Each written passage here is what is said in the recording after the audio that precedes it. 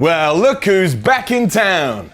And when I say back in town, I mean back on YouTube, because this isn't a town. But given the last few weeks when I was away, I have found out that some of you will be quite happy that I'm back, but some of you will be quite sad.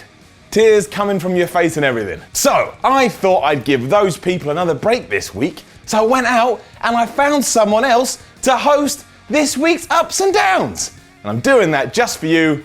Here he is. All right? I'm El Minorino, and I'm here this week to present you Raw Ups and Downs, where we go through Raw and we decide what was good and what was bad. And yes, following Raw this week, The Rock did come out and tried to call CM Punk. No one else could have got away with that. They would have been fired on the spot. What a world. Let's get on with it.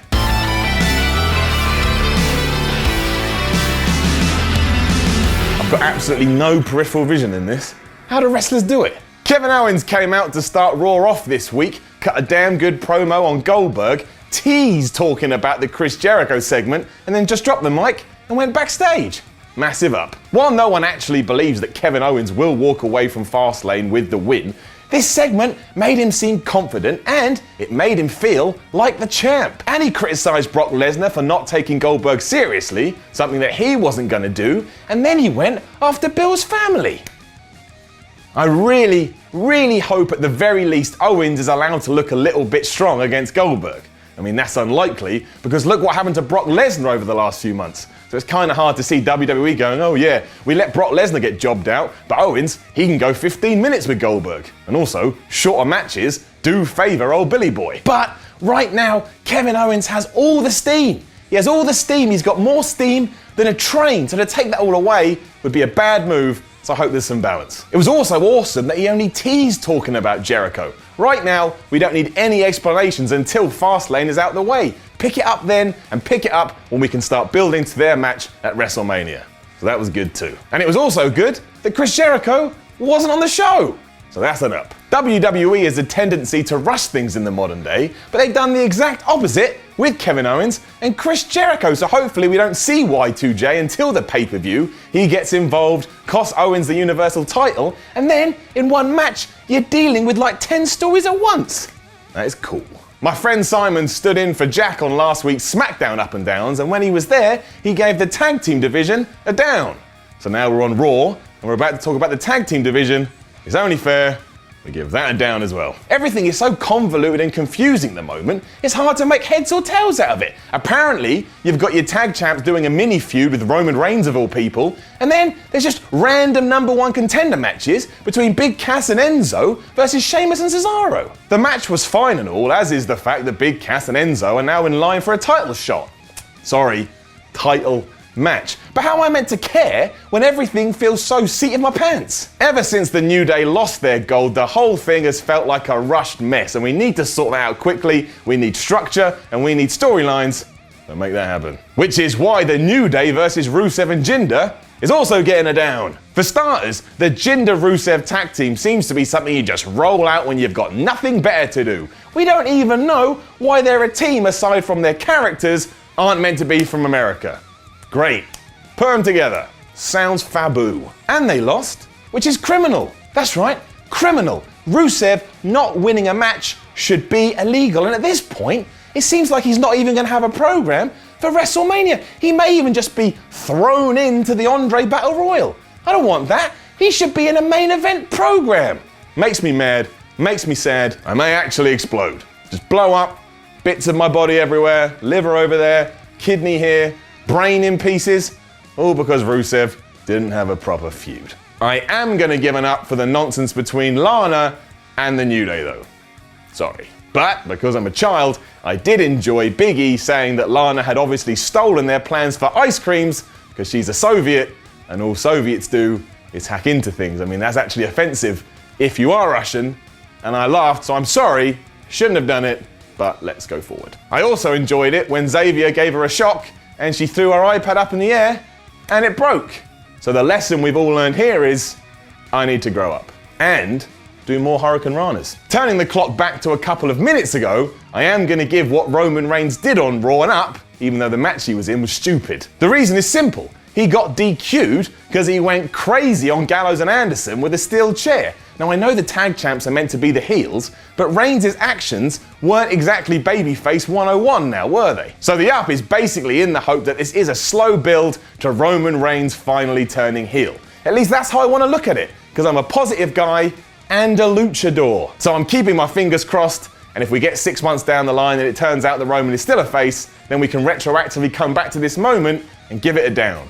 Be like a really episode of Back to the Future. Contract signing between Jack Gallagher and Neville was alright. It was solid. It was fine. So it's an up. Nothing special happened, but out of all of the cruiserweights in the division, I think that these two have a better grip on their characters. And as such, it was fun to see them verbally spar with each other and then have a quick brawl at the end. Plus, Gallagher has somehow got an umbrella over. An umbrella, an item you use to keep rain off your head. And that's impressive. So we can't diss that. Doing all right. Last week, Bayley won the women's title, and that was great. The match was great, and the fans at the time thought it was great. But the better plan would have been for her to win it at WrestleMania, and as such, this week on Raw, the women's division felt like a bit of a mess. So it's getting it down. All the segment featuring Bayley, Sasha Banks, Charlotte, and Stephanie McMahon did was serve to look at the champ and go, yeah, you're not the real title holder. You cheated to win. It wasn't a fair victory. And Bayley, the world champion, had to stand there and just take it. At one point, we were actually meant to believe that she was considering giving the title up, even though for the last 722 weeks, all we've been told is that Bayley's dream is winning the women's championship. So she wins it and then gets bullied a bit and thinks about giving it up. That doesn't make sense. My main worry is that Bayley loses the title at Fastlane, which would keep Charlotte's pay-per-view win streak alive, and then she loses again at WrestleMania because Sasha Banks eventually does the heel turn that's so obviously coming. And that does nothing for Bayley in the long run. Too many cooks in the kitchen here. We need less cooks and we need more food. Pronto. DDP is going into the Hall of Fame this year. It's massively deserved. The man is incredible and he's saved more people than Batman. It's an up, it's an up, it's an up, it's an up. Sami Zayn and Kevin Owens were involved in a great spot on Raw. Samoa Joe kicked the crap out of Zayn again and came across like a monster, and then Owens, being the big bad dastardly heel that he is, picked the bones and beat him. But it's still getting it down. Why? Because last year we were told that Kevin Owens and Sami Zayn were never going to touch again. Forget fighting, they weren't allowed to even look each other in the eye. And now it's been overlooked, and it's been overlooked time and time again. And yeah, I know, never take statements like that seriously when it comes to pro wrestling. Doesn't mean it's good, and it's not good, it's bad. There was money to be made down the line when the time was right to build these two back up. But it's been watered down so much that if they do that, nobody will care. Because you'll be like, well, I've seen this 722 times. That is a shame. The segment was great, don't get me wrong, and I thought everyone involved did a great job, but the longer ramifications hurt my soul. I don't want to see Mick Foley go anywhere. I think he's much better now in the GM role than he was a few months ago. He's made it his own, and his conflict with Stephanie McMahon these days, especially last night on Raw, is going really good. So that's an up. But it's also an up because there's a rumour going round that post-WrestleMania, Kurt Angle is actually going to take over that role and Mick Foley will disappear. Which kind of does make sense, because on Raw, Stephanie McMahon basically threatened to kill him. Lovely. The point is, this is clearly all leading somewhere, and I think where it's leading is going to be very positive. I just hope Foley does find another role on TV, because right now he's found his stride, and we should support that. And I will support it. The Brock Lesnar and Paul Heyman interview was an up, because every time Brock Lesnar and Paul Heyman do an interview like this, I sit there and go, shit, Brock Lesnar actually wants to kick somebody's ass. It was all pretty simple too. Brock Lesnar just growled and sat there looking mad and eventually chased off Michael Cole, while Paul Heyman continually pimped out the WrestleMania 33 match between Lesnar and Goldberg, and I'm like, you know what? I really want to see that match. I just hope that WWE does keep these two apart for as long as they can, so when they clash, I can just be like, yes! And pump my fist. Which brings us to our final up of the show, which was the main event. The Big Show and Braun Strowman, who were two massive dudes by the way, went out there, they did some chain wrestling, they showed some feats of strength, and just went, look at us, we're well powerful. Not only that, but Strowman got a decent win against someone we've seen manhandling people for almost 2 decades. I tell you this right now. WWE, you have something with Braun Strowman, so please, for the love of everything, do not job him out against Roman Reigns at Fastlane. Especially because after the match, when Roman Reigns interfered again, Braun busted out a dropkick. Man's doing drop kicks now. Colour me shocked. One last quick down for balance though. While if you look at it segment by segment, which we just did, it was pretty good, I think it's only fair to say that Raw this week was a bit filler. Which is fine. You're always going to get those shows as you lead to a pay-per-view. But yeah, not a lot happened. It kept things ticking over, but nothing really made you go pa-pow. That was amazing. And that was that. Like I say, a solid episode of Monday Night Raw. It has taken us one step closer to Fastlane, and it was alright. I enjoyed it. I had a smile on my face, and we continue on the road to WrestleMania.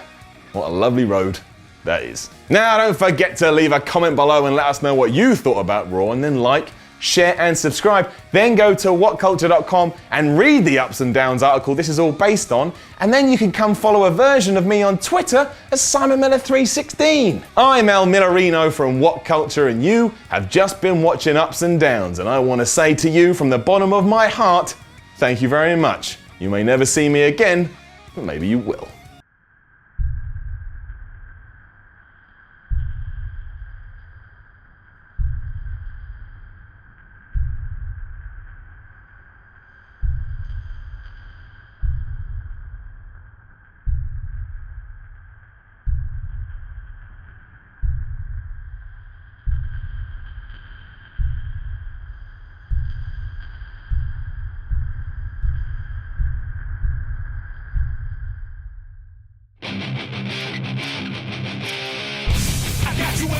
Now I'm going for the headshot. 1.21 heavy metal, did you watch? I'ma let the bass drop straight into a karate chop. Time I pick the pace up, now it's getting hot. If you wanna rock, turn into a psycho.